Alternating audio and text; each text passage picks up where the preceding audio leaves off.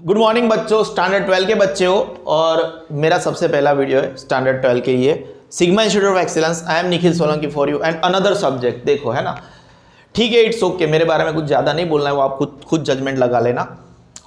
Chapter number 3 BA है ना, ठीक है।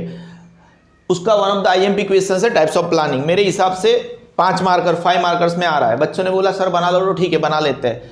पहले मैं आपको ये बता दूं, इस पेज को टाइप्स ऑफ प्लानिंग को मैं लाइन टू लाइन पढ़ाऊंगा। उससे पहले मोटे मोटे तौर के ऊपर मैं आपको बता दूं हम क्या पढ़ने वाले हैं, है ना। और अगर वो आपका क्लियर हो गया ना तो ये पढ़ने में मजा आएगा।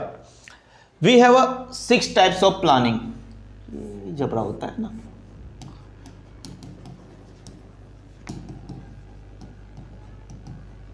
प्लानिंग के 6 प्रकार, ठीक है ना। सबसे पहले आपका प्लानिंग आता है स्टैंडिंग प्लान।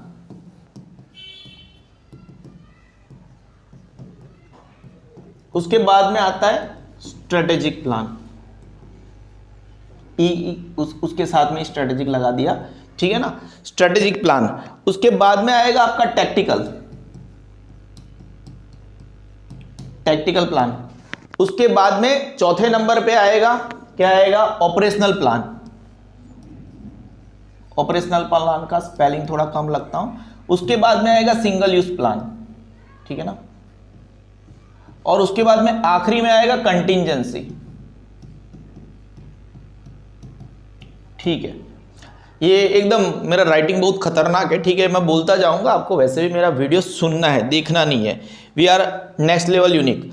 मैं यहाँ पे आपको मोटे मोटे तौर के ऊपर आइडिया दे रहा हूं। उसके बाद में जब हम पढ़ेंगे ना आपको पता चल ही जाएगा what do we mean by standing plan.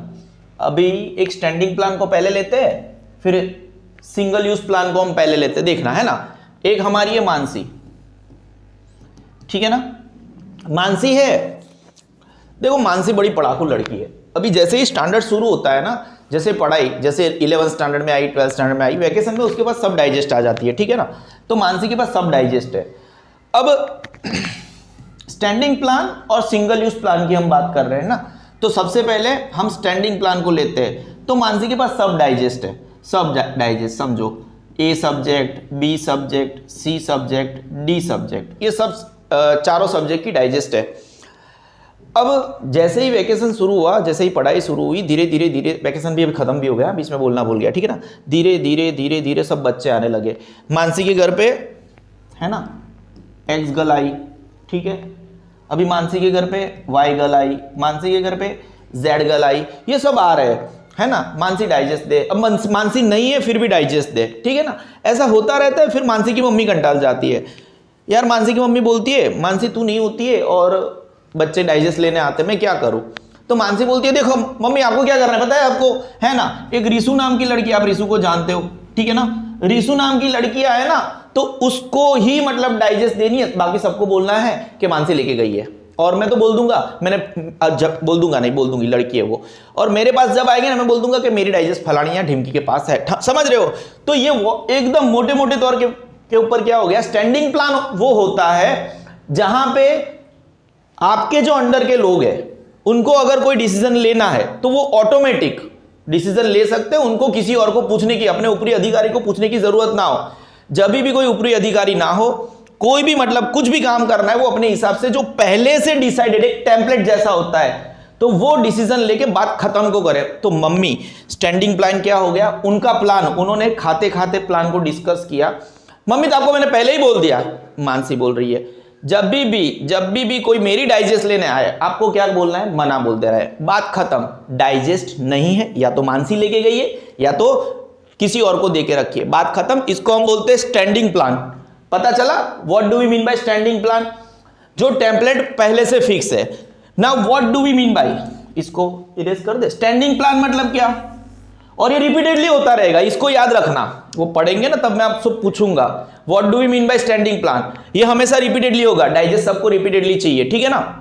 What do we mean by single use plan, इसको है ना हम पर्टिकुलरली एक बार यूज करने के लिए, अभी वही मानसी एक अपनी लाइफ की सबसे बड़ी एग्जाम दे रही है, अगर वो एग्जाम में वो पास हो गई ना तो मतलब उसके सब सपने पूरे हो जाएंगे, है ना। एकदम फाइनल लेवल की एग्जाम है, बड़ी 80,000 90,000 वाली नौकरी स्टार्टिंग से लग जाएगी, समझ रहे हो। अब वो एग्जाम में 7 दिन बाकी है ना। मानसी ने अपनी मम्मी को बोला कि मम्मी देखो हमारे घर पे गेस्ट आने वाले हैं, मेरी कोई भी फ्रेंड आए, कोई भी आए ना, 7 दिन तक मैं अपनी अंदर वाली रूम में एकदम हूं, सबको बोल देना है मानसी घर पे है ही नहीं, अपनी चाची के घर पे गई। तो ये जो पर्टिकुलर प्लान हुआ ना, वो सिंगल यूज प्लान हुआ, ठीक है ना। क्या हुआ? सिंगल यूज प्लान हुआ, समझ रहे हो आप। सिंगल का स्पेलिंग में शायद गलत लग रहा हूं, ठीक है, वैसे मेरे को आता है, बट कभी कभी क्या कंफ्यूजन हो जाता है। नो इश्यूज, चैंपियन है वैसे तो इंग्लिश के, समझ रहे हो। सिंगल यूज प्लान क्या हुआ? आप किसी पर्टिकुलर हेतु को अचीव करने के लिए एक ही बार उसको यूज करने वाले हो, ठीक है ना। ये हम मोटे मोटे तौर के ऊपर पढ़े। हमारा स्टैंडिंग प्लान हो गया, आपको पता है, सिंगल यूज प्लान हो गया, वो भी पता है। What is contingency? देखो कंटिंजेंसी वर्ड का मतलब ही होता है future uncertainty. Contingency word stands for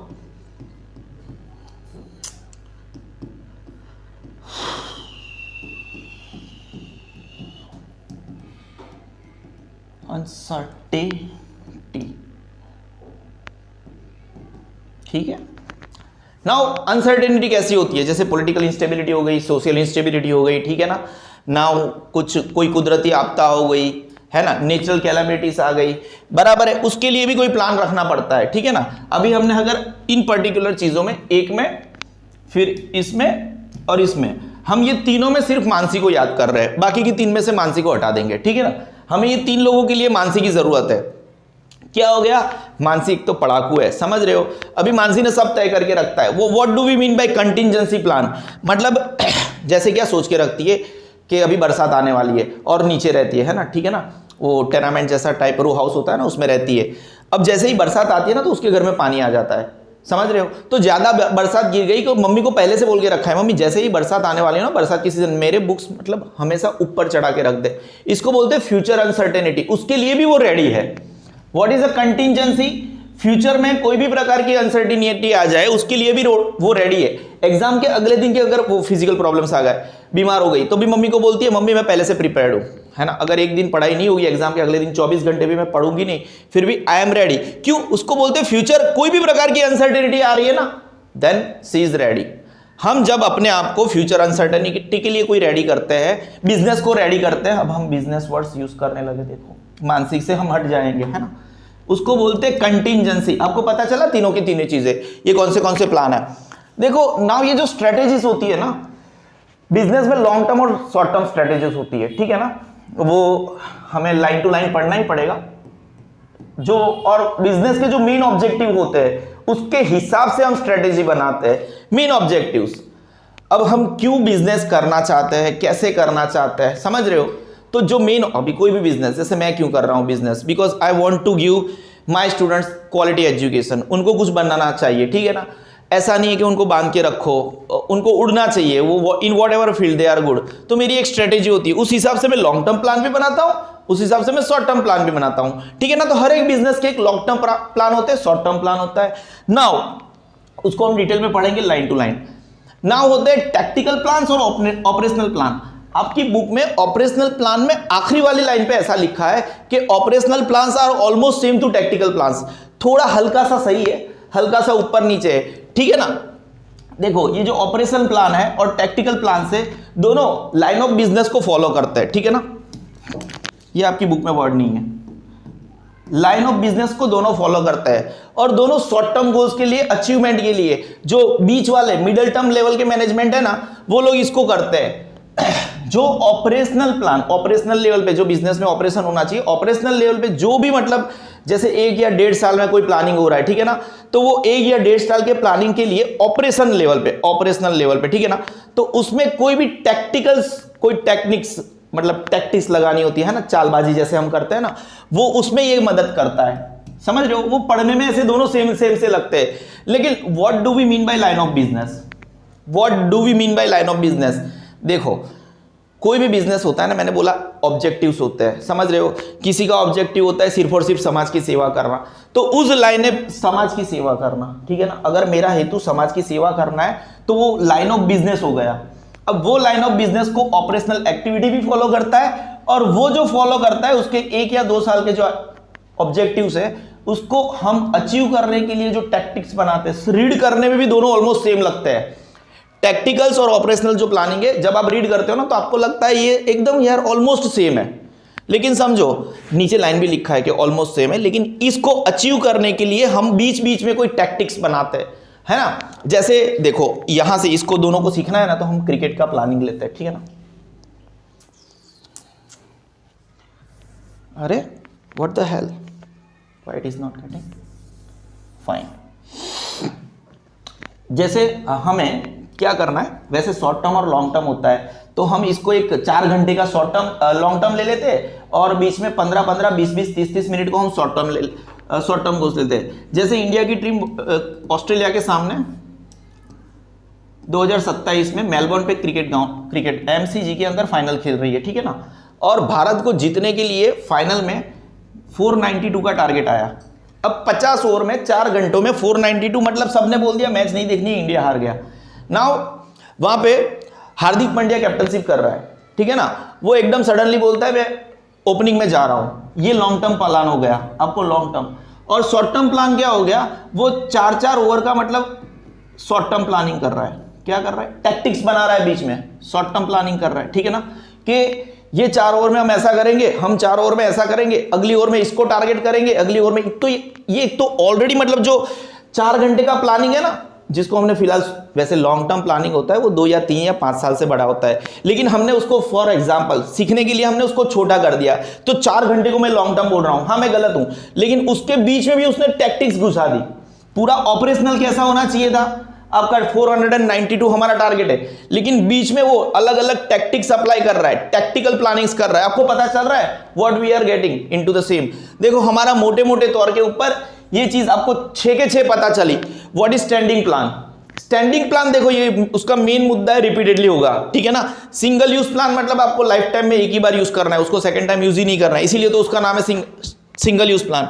contingency मतलब फ्यूचर अनसर्टेनिटी, उस वर्ड का मतलब ही ऐसा होता है ना। उसके बाद में हम स्ट्रेटेजी बनाते हैं, तो पूरा हमारा देखो स्ट्रेटेजी मतलब main business, short term plus long term, ठीक है ना, वही बिजनेस है। हम स्ट्रेटेजी क्यों बनाते हैं, हर एक हमारी छोटी से बड़ी से छोटी भी स्ट्रेटेजी, बड़ी भी स्ट्रेटेजी, उसके बिना तो आप कुछ काम कर ही नहीं सकते हो, ठीक है ना। और टैक्टिक्स बनाते मैंने पढ़ाया, अब हम लाइन टू लाइन आ जाते हैं।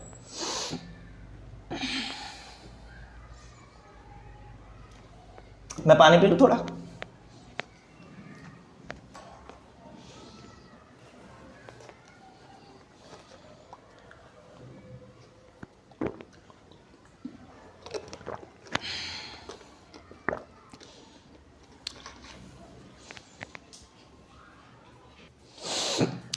चलो, जैसे कि मैंने आपको ऊपर से बताया मोटे मोटे तौर के ऊपर कि स्टैंडिंग प्लान क्या होता है, तो क्या हमारी थियरी सच थी या झूठ थी वो बुक जस्टिफाई करेगी, ठीक है ना।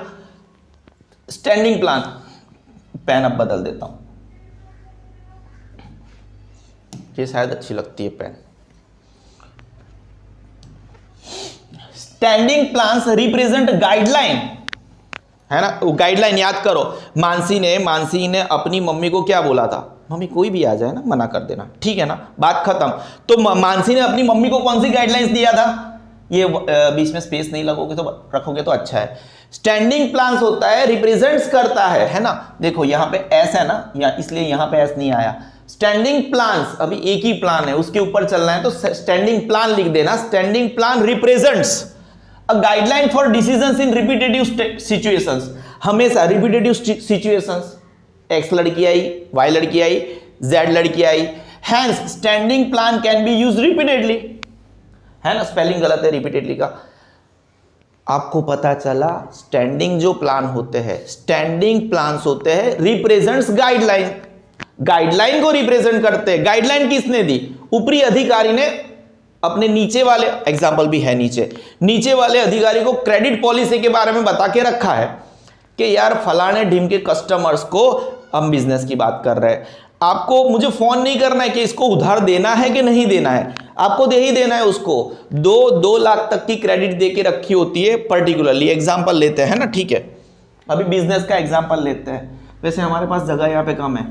एक्स एक व्यापारी है, उसके अंडर में वाई बंदा काम करता है। उसने बोला है जेड जब भी हमारी दुकान पे आए ना है ना, उसको 2 लाख की उसकी क्रेडिट है, उसका थोड़ा सद्धर इंसान है, 2 लाख का सामान, 2 लाख तक का सामान उसको दे देना।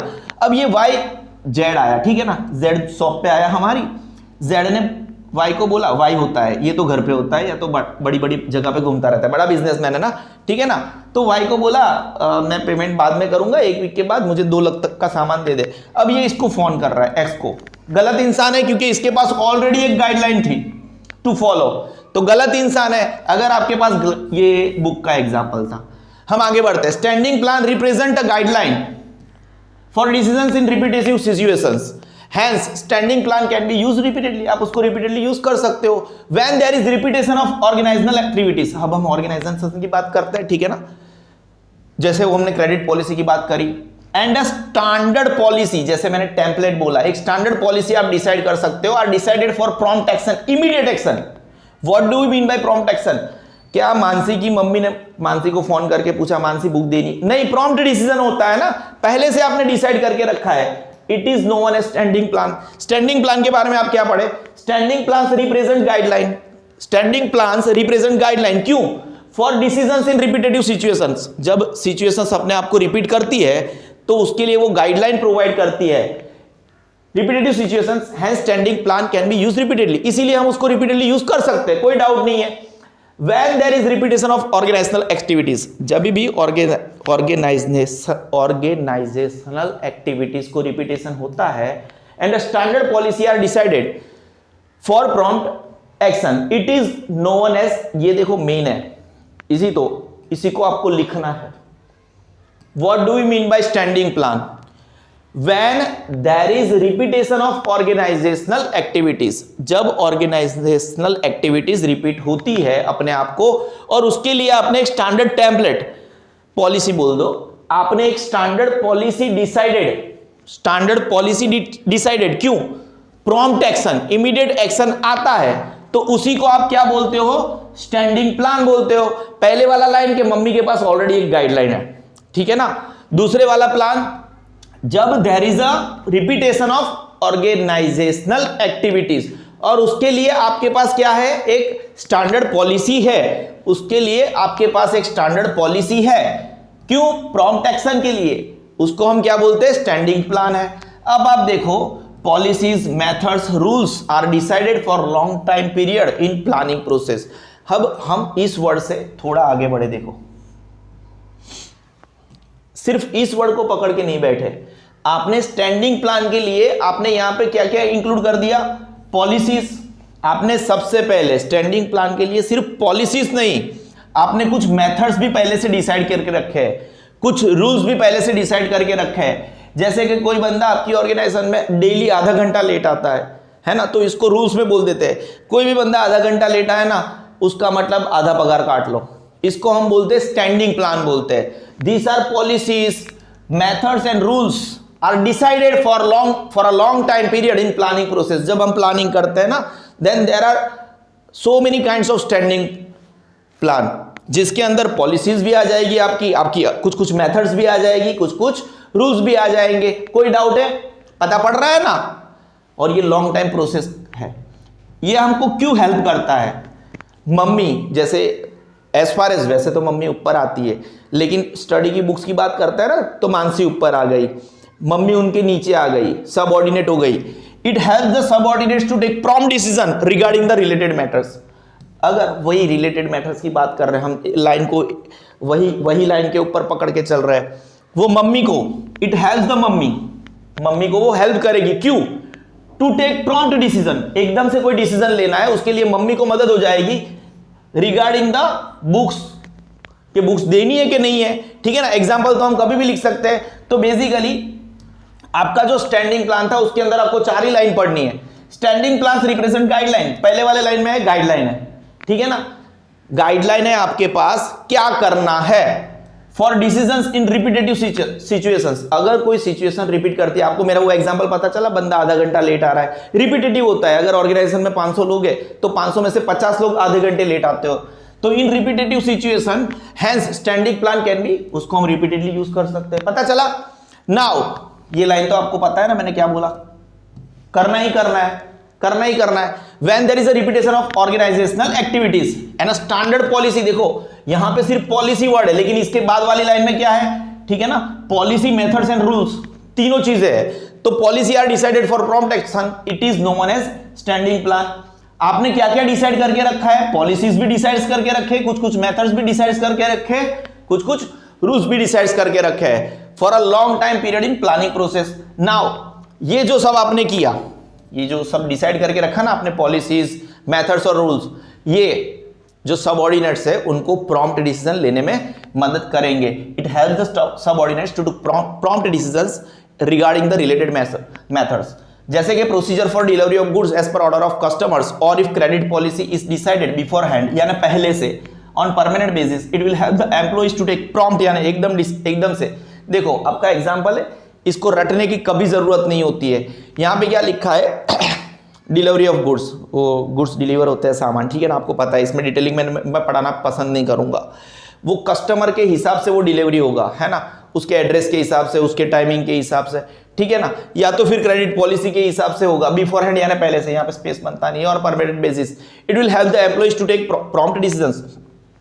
No employee will need the permission of superior regarding the same, क्योंकि वो स्टैंडिंग प्लान है, हर बार पूछने की जरूरत नहीं है, ठीक है, कोई डाउट नहीं है, आपको स्टैंडिंग प्लान पता चला ही होगा, ठीक है ना, बढ़िया है। देखो स्ट्रेटेजीज के बारे में मैंने क्या बोला था, आपको पता है ना, आपको एक मतलब फिलोसॉफी होती है, कोई भी धंधा होता है ना, उसका फिलोसॉफी होता है, ठीक है ना, समझ रहे हो। तो उठा ले फोन, ठीक है, नहीं इंपॉर्टेंट है तो उठा लो।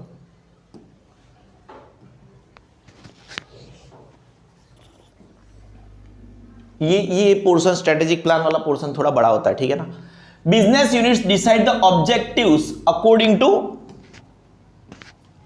देयर फिलोसॉफी, उनकी खुद की एक फिलोसॉफी होती है। कोई भी बिजनेस होता है ना, एक फिलोसॉफी के तहत आता है। सोशल ऑब्जेक्टिव होता है, ठीक है ना, फिर प्रॉफिट का ऑब्जेक्टिव, प्रॉफिट मैक्सिमाइजेशन का ऑब्जेक्टिव होता है, ठीक है ना वो उनकी फिलोसॉफी के हिसाब से चलते हैं। आज थोड़ा कल बुखार था ना, तो स्पीच थोड़ा स्लर हो गया है, टेंशन मत लेना। It is to be decided through which philosophy the business unit will function throughout the life, ठीक है ना। ये इसमें इस बुक में स्पेसेस बहुत ज्यादा दिए गए, यहाँ पे भी स्पेस नहीं आएगा। देखो सबसे पहले तो कोई भी बिजनेस यूनिट होता है ना, वो एक फिलोसॉफी के तहत काम करता है, ठीक है ना। और एज सुन एज वो फिलोसॉफी डिसाइड हो गई, as soon as it is to be decided, है ना, वो फिलोसॉफी जैसे ही डिसाइड हो जाती है, जिसके द्वारा, through which philosophy the business unit will function throughout the life, वो पर्टिकुलर फिलोसॉफी के तहत वो अपना पूरा का पूरा लाइफ निकाल देगी, ठीक है ना। मैं आता हूं उसके ऊपर, रिपीट करवा दूंगा, टेंशन मत लो, धीरे धीरे आगे जाते हैं। Now it is known as business objectives, और ये जो है ना, वो उनकी जो फिलोसॉफी है, उसी को, तो अब वो बिजनेस ऑब्जेक्टिव्स के बारे में आप पढ़े हो, उनके हेतु होते हैं, वो कौन से हेतु के तहत काम करते हैं, उनका काम क्या है, ठीक है ना, उनकी फिलोसॉफी क्या है।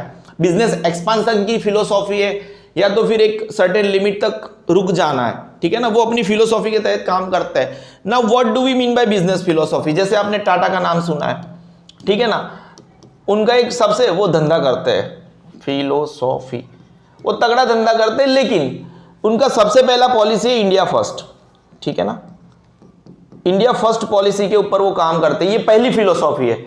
उसके बाद में उनकी फिलोसॉफी है क्वालिटी गुड्स देने का। जैसे ही आप नमक लेने जाते हो, आपके दिमाग में टाटा नमक आता है, ठीक है, बहुत सारी चीजें हैं जहां पे टाटा बेस्ड है, समझ रहे हो। तो एक फिलोसॉफी के तहत काम करते हैं कि हम जो भी करेंगे हमसे बेस्ट कोई नहीं करेगा, समझ रहे हो। जैसे आप हमारे देश में जो हमारे इंडिया के कार्स देख रहे हो, वो भी उनका ही सपना था, टाटा का ही सपना था कि हमारे देश में हमारी कार घूमती रहे। तो एक फिलोसॉफी के तहत काम करते हैं, और वही फिलोसॉफी उनको आगे लेके जाती है। सही हो गलत हो तो वक्त आने पे पता चलता है कि जो फिलोसॉफीज बनाई थी वो सही है या गलत है।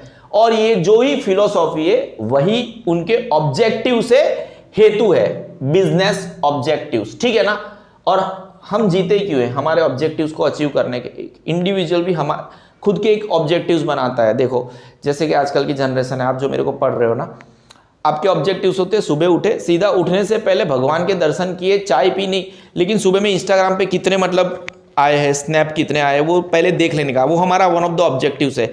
सेकंड मम्मी पे चिल्लाना हमारा ऑब्जेक्टिव है, ठीक है ना। पापा आए तो एकदम से शांत हो जाना हमारा ऑब्जेक्टिव है।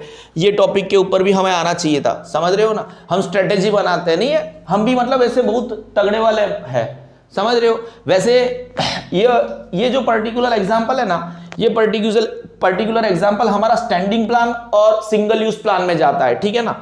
हम फिर से आता है, ठीक है, नहीं पढ़ना है, जाने दो, फिर कंफ्यूज नहीं करना चाहता। For the accomplishment of the objectives, आपने ये जो बिजनेस ऑब्जेक्टिव्स बनाए उनको पूरा करने के लिए हम, पता है स्ट्रेटेजिक प्लान हमने मोटे मोटे तौर के ऊपर स्टार्टिंग में पढ़ा ना, तब मैंने क्या बोला था, स्ट्रेटेजिक प्लान में लॉन्ग टर्म भी आ जाएगा, शॉर्ट टर्म भी आ जाएगा। तो ये जो हम बड़े बड़े तौर के ऊपर ऑब्जेक्टिव्स बनाते हैं, उसको पूरा करने के लिए हम शॉर्ट टर्म और लॉन्ग टर्म स्ट्रेटेजीज बनाते हैं। यहां पे स्ट्रेटेजीज आ जाएगी नीचे, अलग अलग प्रकार की स्ट्रेटेजीज बनाते हैं, ठीक है ना। जैसे मानसी अपने गोल को पूरा करने के लिए एक लॉन्ग टर्म स्ट्रेटेजी तो बनाएगी ही बनाएगी, ठीक है ना, लेकिन शॉर्ट टर्म स्ट्रेटेजी भी बनाएगी, ठीक है ना। और वो बड़ी होशियार है। लॉन्ग टर्म स्ट्रेटेजी में उसका ऐसा होता है, ठीक है ना, कि किसी को अपने से आगे नहीं चला जाने का। और शॉर्ट टर्म स्ट्रेटेजी में वो बीच में प्लान करती है कि उसके जो कॉम्पिटिटर्स है ना, उनका ध्यान कैसे भटकाया जाए, समझ रहे हो। वो शॉर्ट टर्म स्ट्रेटेजी का हिस्सा रहता है। A business unit decides its plan after consideration of its, देखो हम जब भी कोई प्लान डिसाइड करता है ना, ठीक है ना, तो हम हमारे स्ट्रेंथ और ड्रॉबैक्स के बारे में पहले सोचते हैं। स्ट्रेटेजी की बात करो, देखो धीरे धीरे मैं वापस जाऊंगा, आपको ज्यादा पता चलेगा। What do you mean by strength and weaknesses, strength and drawbacks. Strength and weaknesses आप बोल सकते हो। आपको क्या लगता है, इधर पे सीधा क्रिकेट पे जाता है ना, अफगानिस्तान कभी भी ऐसा प्लान कर सकता है कि वो टेस्ट चैंपियनशिप जीते? अभी सपना है। फिर भी अगर उनको प्लान करना है, फिर भी तो उनकी स्ट्रेंथ क्या है? फिर भी एक या दो प्लेयर्स जिनसे कभी भी टेस्ट चैंपियनशिप नहीं जीती जाती। क्या वो वनडे जीतने का प्लान, वनडे वर्ल्ड कप जीतने का प्लान कर सकते? नहीं कर सकते, ठीक है ना।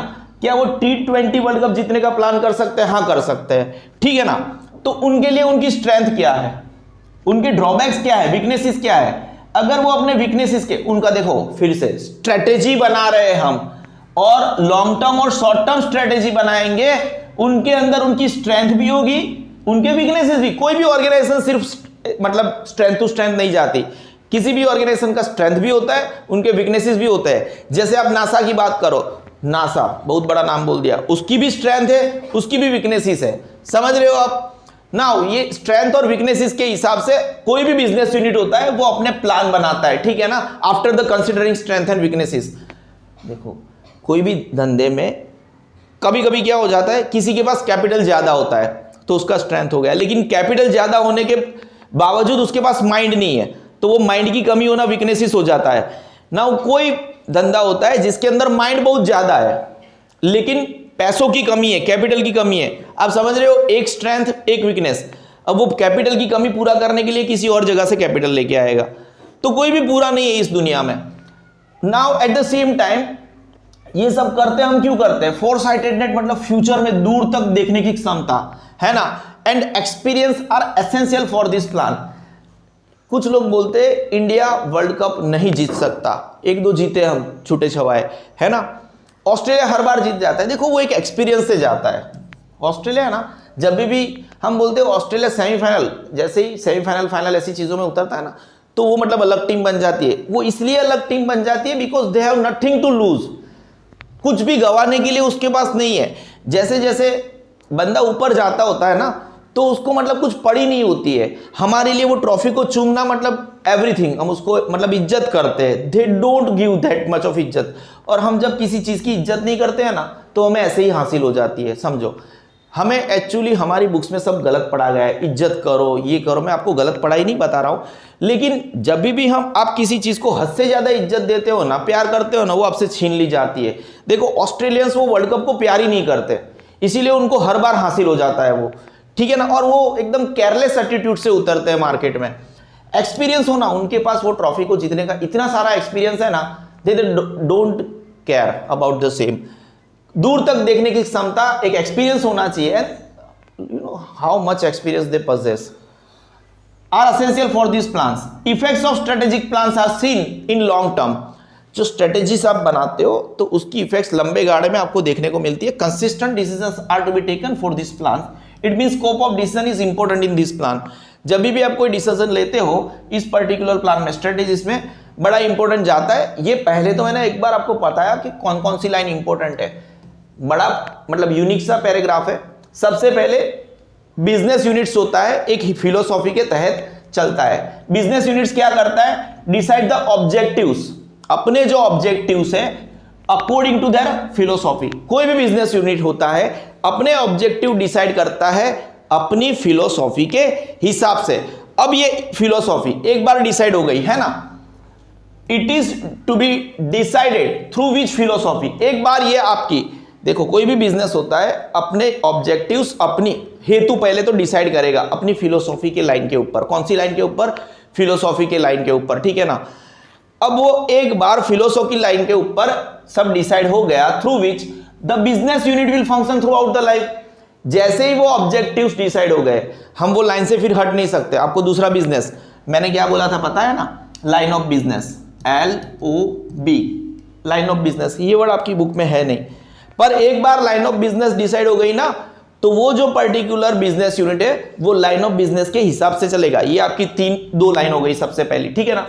सबसे पहले तो कोई भी बिजनेस यूनिट होगा decides the objectives according to their philosophy, और एक बार वो डिसाइड हो गए ना, तो उसके बाद में कोई भी बिजनेस यूनिट क्या करेगा? उसी के हिसाब से आगे काम करेगा। इसीलिए it is known as business objectives.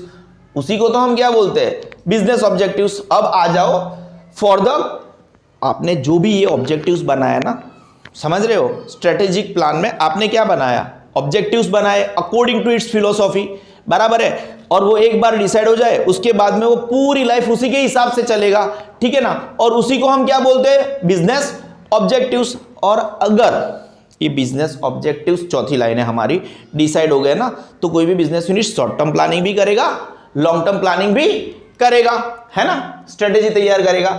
A business unit decides his plan after the consideration. और पांचवी लाइन में हमें क्या, कोई भी बिजनेस यूनिट होता है ना, वो कंसिडरेशन किसको देगा? कोई भी प्लान करेगा ना, कोई भी प्लान, वो अपनी स्ट्रेंथ और वीकनेसेस को डिसाइड करके वो प्लान तय करेगा, ठीक है ना। और ये प्लान तय करने के लिए उसके पास दूर तक देखने की क्षमता होनी चाहिए, दूर तक फोर साइटेडनेस होना चाहिए। एक तो फोर साइटेडनेस होना चाहिए, और एट द सेम टाइम दूर तक देखने के लिए है ना एक्सपीरियंस भी होना जरूरी है ना। छठा वाला line, now effects of strategy. सातवें लाइन पे जो आप स्ट्रेटेजिक प्लान करते हो ना, स्ट्रेटेजी तैयार करते हो, वो लंबे वक्त में आपको उसकी इफेक्ट्स दिखती है। और आठवें वाली लाइन है, consistent decisions are to be taken. ये जो जितने भी डिसीजंस हैं, ये इसको अचीव करने के लिए आपको कंसिस्टेंटली डिसीजंस लेने आते हैं for this plan. It means scope of decision is important. आपका डिसीजन लेने का जो स्कोप है, 8वीं और 9वीं लाइन डिसीजन को जाती है ना। जो डिसीजन का स्कोप जितना बड़ा होगा ना, उतना आपका सक्सेस का रेशियो होगा, ठीक है ना। मेरे हिसाब से मैंने इसको अच्छे से पढ़ा है, आपका हो गया। मैं आगे बढ़ता हूँ 2 मिनट में। टैक्टिकल प्लान्स और ऑपरेशनल प्लान, हमने इसके बारे में क्या चर्चा करी थी पता है आपको? कि ये दोनों ऑलमोस्ट सेम है।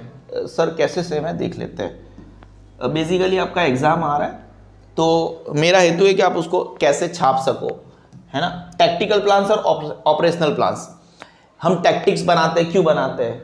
बिजनेस ऑब्जेक्टिव्स को अचीव करने के लिए, है ना।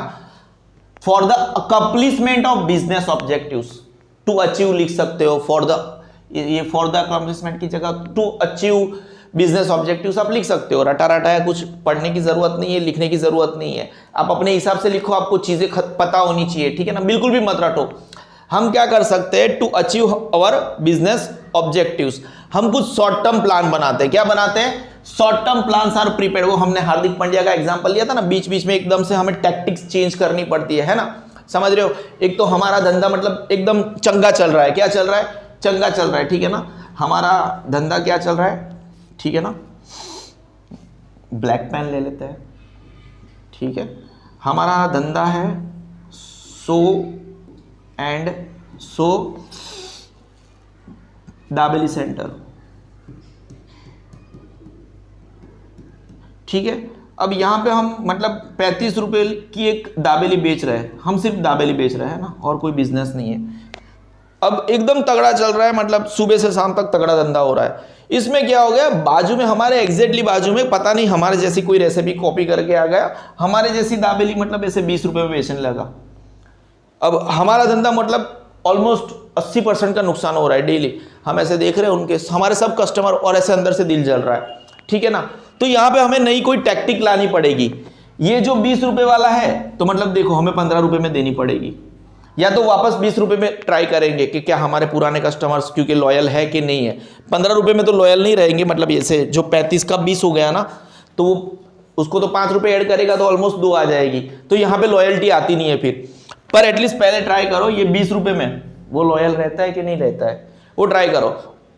तो ये छोटी छोटी शॉर्ट टर्म टैक्टिक्स होती है, वो आपको अप्लाई करनी पड़ रही है, आपको पता पड़ रहा है, ठीक है ना। तो for the accomplishment of business objectives, ये one of the roughest example था, है ना। For the accomplishment of business objectives, हमारे जो बिजनेस हेतु होते हैं उनको पूरा करने के लिए हमें short term plans are prepared. किसके द्वारा बनाए जाएंगे, मिडिल लेवल मैनेजमेंट के द्वारा बनाए जाएंगे। किसके द्वारा, मिडिल लेवल मैनेजमेंट के द्वारा बनाए जाएंगे। It is known as tactical plans, ठीक है। दिस आर प्लान्स, ये ऐसे प्लान्स है जो तकरीबन जिनका टारगेट होता है 1 ईयर और लेस, ठीक है ना। देखो ये बिजनेस यूनिट होता है ना, बड़े बड़े पैमाने पे बहुत बड़े डिसीजंस लेते हैं। अब वो डिसीजंस यहाँ पे चर्चे करने जाए ना कि कैसे कैसे डिसीजंस होंगे, तो हमें 1-1 घंटा हो जाता है। तो जब भी बच्चों को पढ़ाना होता है ना, तो हमें ऐसे थोड़े यूनिक से एग्जांपल्स लेने होते हैं, ठीक है ना। लेकिन ये जो प्लान टैक्टिकल प्लान्स होते हैं उनका मतलब स्पैन, मतलब वक्त वो 1 साल से कम होता है, ठीक है ना। तो टैक्टिकल प्लान्स का सबसे बड़ा बात आपको क्या याद रखना है, टैक्टिकल प्लान्स का स्पैन जो होता है, स्पैन बुक के वर्ड याद रखने का, स्पैन जो होता है वो 1 साल से कम होता है। These plans clarify short term objectives. Tactical plans आपके short term objectives को clarify, ज्यादा clarify करता है। Hence business activities remains goal oriented. क्योंकि वो आपके objectives को ही clarify करते हैं, वो आपके हेतु को ही clarify करते हैं, तो भाई साहब आपका जो business activities है वो goal oriented ही रहेगा, गोल से खसकने वाला है ही नहीं। आप तो गोल के ऊपर ही तो काम कर रहे हो, आपके ऑब्जेक्टिव्स के ऊपर ही तो काम कर रहे हो, तो ये तो नेचुरल लाइन है। इसीलिए तो आपका बिजनेस पूरे के पूरे गोल के ऊपर चल रहा है, ठीक है ना। And take place in a systematic manner, obviously, ठीक है ना। It is connected with what the departmental. अब ये जो टैक्टिकल प्लान्स है ना, वो किससे जुड़ा हुआ है, क्योंकि हमने क्या बोला था, मिडिल लेवल मैनेजमेंट से ये जुड़ा हुआ है, ठीक है ना। तो इट इज कनेक्टेड विथ, ये भी एक नेचुरल लाइन है। अगर वो मिडिल लेवल मैनेजमेंट से जुड़ा हुआ है तो it is connected with what the departmental heads and employees must do. ये मिडिल लेवल मैनेजमेंट से जुड़ा हुआ है तो ये किससे कनेक्टेड है, डिपार्टमेंटल हेड और एम्प्लॉइज को क्या करना है उससे ये सीरियसली जुड़ा हुआ है। और इसके लिए टैक्टिक्स जिसका मंद बुद्धि है वो थोड़ी ना टैक्टिक्स प्लान कर सकता है। टैक्टिक्स प्लान करने के लिए बिजनेस में कुछ भी ऊपर नीचे हो रहा है, किसी को पछाड़ना है, तो वो टैक्टिक्स बनाने के लिए दिमाग चाहिए, समझ रहे हो। तो स्पेशलाइज्ड नॉलेज भी होना चाहिए और स्किल्स भी होना चाहिए, are necessary for the formulation of this plan. Tactics कोई भी मतलब थोड़ा कमजोर इंसान, दिमाग से कमजोर इंसान, जो हारने वाला इंसान है ना, वो टैक्टिक्स नहीं बना सकता। अगर आप हार गए तो मतलब खत्म। टैक्टिक्स बनाने के लिए मेंटली स्ट्रांग होना बड़ा जरूरी है। आपके बिजनेस में कोई भी कॉम्पिटिटर आ रहा है, ठीक है ना, तो उसको टैकल करने के लिए, टैक्टिक्स बनाने के लिए आपके पास तो ये सब नेचुरल लाइंस है, सभी नेचुरल लाइंस है, ठीक है ना। देखो फिर से हम पढ़ते हैं, हर एक लाइन एक दूसरे को कोरिलेट कर रही है, हाँ टफ है थोड़ा, लेकिन हर एक लाइन अपने आप को कोरिलेट कर रही है और सब नेचुरल लाइंस है, ठीक है ना। टेक्निकल प्लान्स क्या हो गया, आपको दिमाग की जरूरत पड़ेगी। It is concern with what departmental heads and employees must do. जो डिपार्टमेंटल हेड्स है और एम्प्लॉइज को क्या करना है। जो पहली वाली लाइन है ना, ये वाली लाइन, इसको ये यहां पे आखिरी में जाके समझा रहा है। और एकदम आखिरी वाली लाइन क्या है, यहां पे दिमाग होना जरूरी है। जो भी टैक्टिक्स बनाता है, आपको तो सबसे पहले स्पेशलाइज्ड नॉलेज होना चाहिए, skill are necessary for the formulation of this plans. देखो हम जब क्रिकेट खेलते हैं ना, तो कभी कभी हमें ऐसा लगता है ये हमारा जो इंडिया का कैप्टन है, क्या कैप्टनशिप कर रहा है, उसको फील्डर को उधर से हटाना चाहिए, ठीक है ना। हम पान के गल्ले पे खड़े खड़े हम उनको एडवाइस देते हैं, भाई वो हमसे ज़्यादा एलिजिबल है। आपको बॉल का ट्रेजेक्टरी की भी नहीं पता होता है, कैसे कैसे बॉलर्स होते हैं जो 6 के 6 बॉल अलग अलग तरीके से डालते हैं, वो पिच का प्रॉपर यूज़ करते हैं, और वो वहाँ पे जो बैठे होते हैं ना, वो हमसे ज़्यादा अचीव्ड है। उनकी टैक्टिक्स, उनकी स्ट्रेटेजी और उनको हेल्प आउट करने के लिए भी अच्छा अच्छा कोचिंग स्टाफ है। तो जो जहां पे होता है ना हमसे मतलब 100 टाइम्स 1000 टाइम्स आगे होता है ना, उनके पास एक स्पेशलाइज नॉलेज है। और आप अगर हमारा जो दिमाग चलाने जाए ना भाई साहब, इंडिया 10 रन ना बना सके, ठीक है ना। तो अपने आपकी स्किल आप बेटर कब हो सकते हो, आप जहां पे बेटर हो ना वहां पे अपना माइंड लगाओ, किसी और को एडवाइस मत दो, ठीक है ना। समझ रहे हो, सही है ना भाई। स्पेशलाइज नॉलेज लगता है और स्किल लगता है, किसी भी कहीं पे भी जगह हो, are necessary for the formulation of this plan. हम आगे जाते हैं, आगे नहीं पीछे जाते हैं। देखो सबसे पहले आपके objectives, for the accomplishment of objective, आपके धंधे के जितने भी ऑब्जेक्टिव्स है उनको पूरा करने के लिए आपको क्या करना पड़ेगा, शॉर्ट टर्म प्लान्स बनाने ही पड़ेंगे। Short term plans are prepared और किसके द्वारा बनाए जाएंगे, मिडिल लेवल मैनेजमेंट के द्वारा बनाए जाएंगे। किसके द्वारा बनाए जाएंगे, मिडिल लेवल, और उसी को आप क्या बोलोगे, tactical plans for the accomplishment of business objectives. आप कोई भी बिजनेस ऑब्जेक्टिव है, लॉन्ग टर्म शॉर्ट टर्म हम दोनों बनाते हैं, वो हमने स्ट्रेटेजिक प्लानिंग में देख लिया। लेकिन हमें शॉर्ट टर्म ऑब्जेक्टिव्स को अचीव करने के लिए टैक्टिकल प्लान्स बनाने पड़ेंगे, है ना। किसके द्वारा बनाए जाएंगे, वो मिडिल लेवल मैनेजमेंट के द्वारा बनाए जाएंगे, और उन्हीं को हम क्या बोलेंगे, टैक्टिकल प्लान्स बोलेंगे।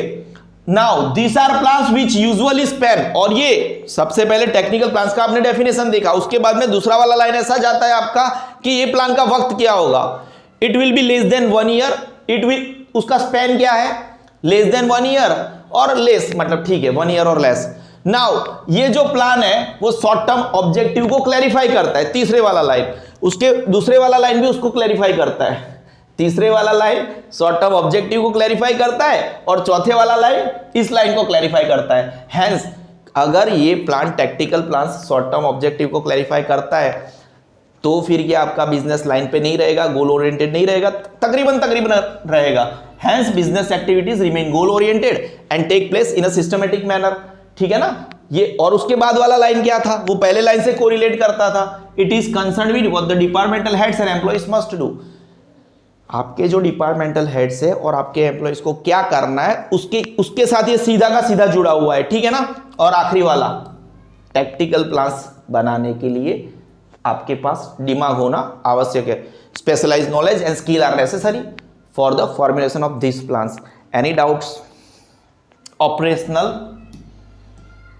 कोई डाउट है तो कमेंट सेक्शन में लिख देना, स्पेशल वीडियो बनाऊंगा, अटैच कर दूंगा इसके साथ, है ना।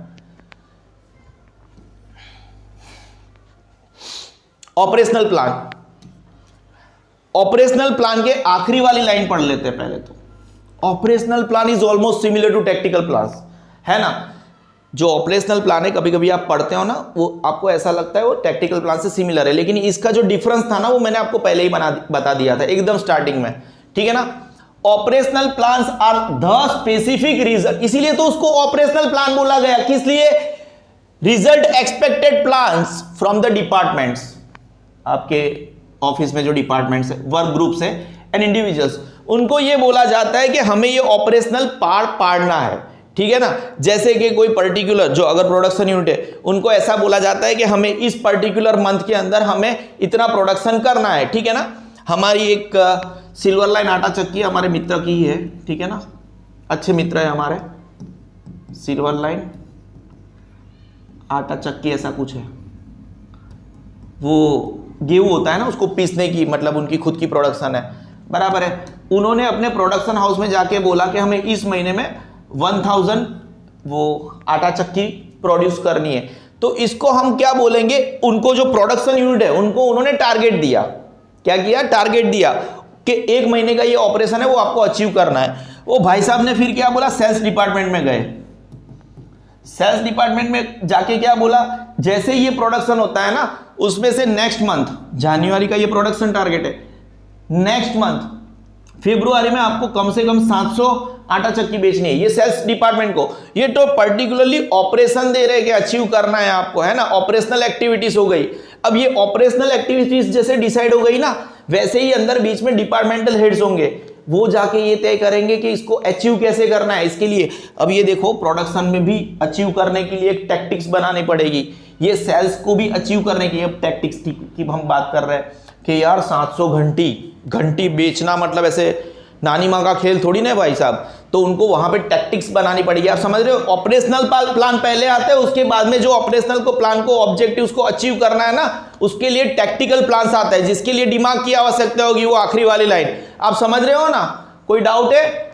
नहीं है।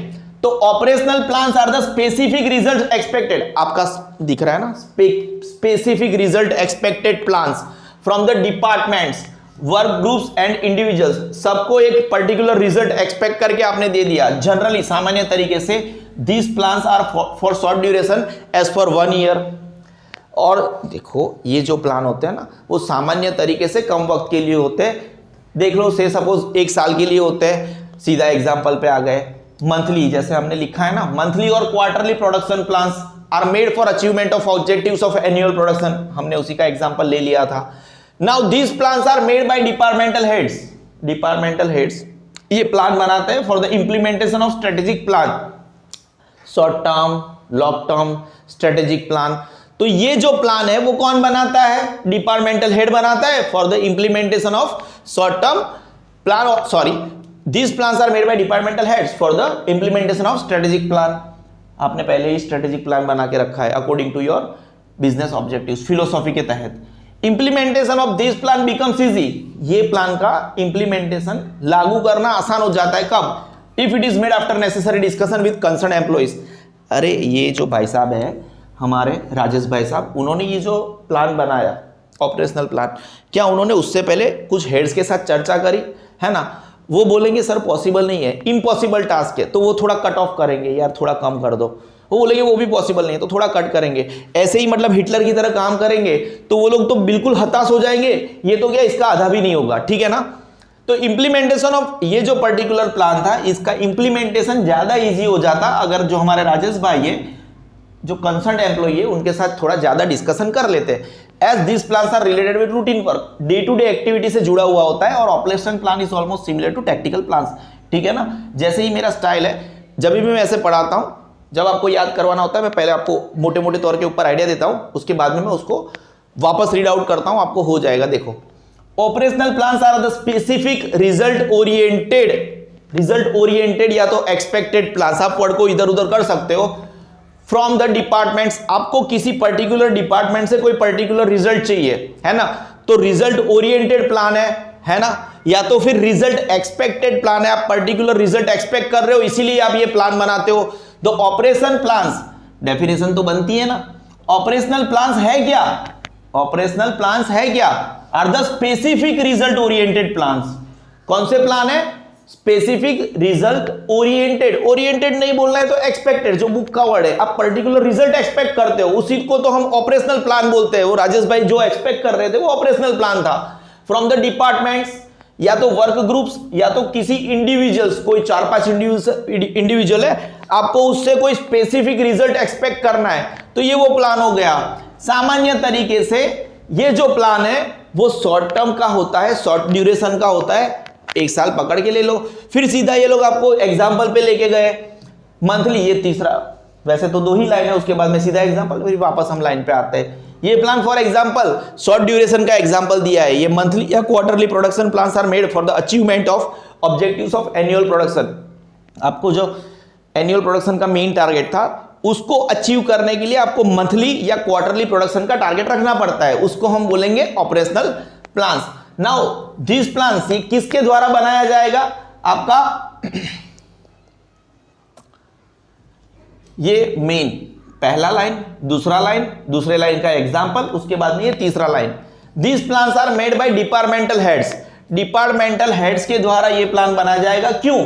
For the implementation of strategic plan. ये जो प्लान है, ऑपरेशनल प्लान है, वो डिपार्टमेंटल हेड के द्वारा बनाया जाएगा for the implementation of strategic plan. जो आपने बनाया उसको इंप्लीमेंट करने के लिए ही ये प्लान बनाया जाएगा डिपार्टमेंटल हेड्स के द्वारा।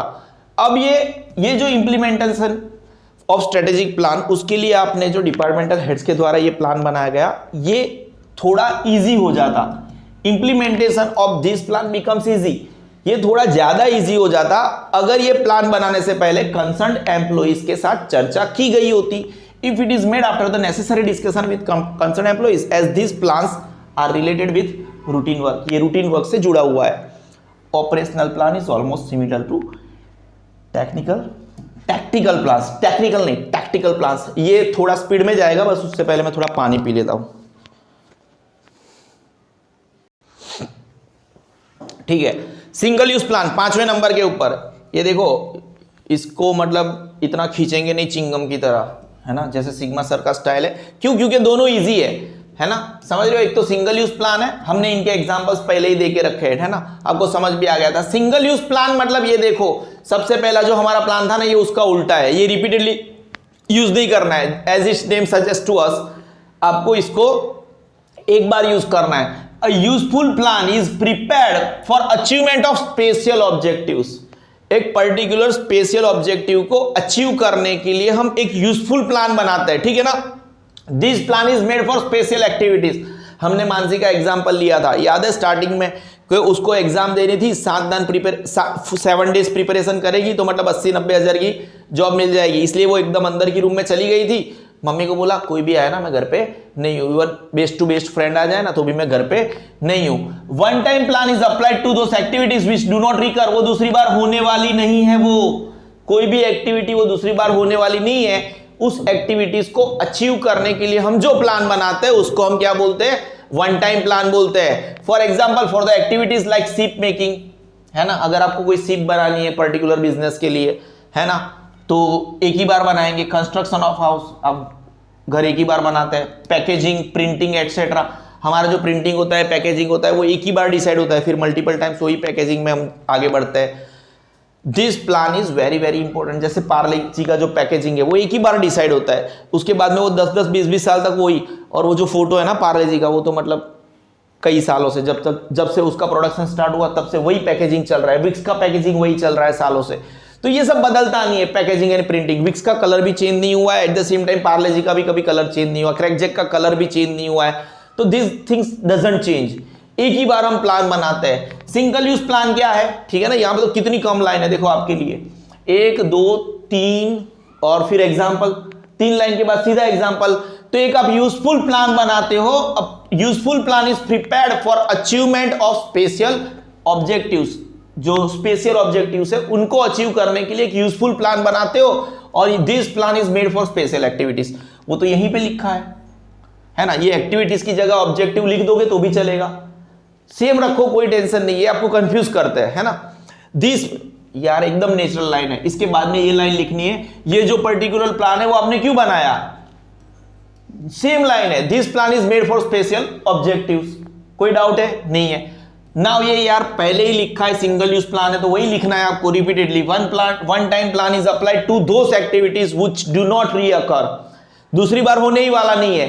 जैसे कि एग्जांपल के लिए है शिप मेकिंग, एक ही बार बनाओगे। हाउस मेकिंग, है ना, पैकेजिंग, प्रिंटिंग एक्सेट्रा।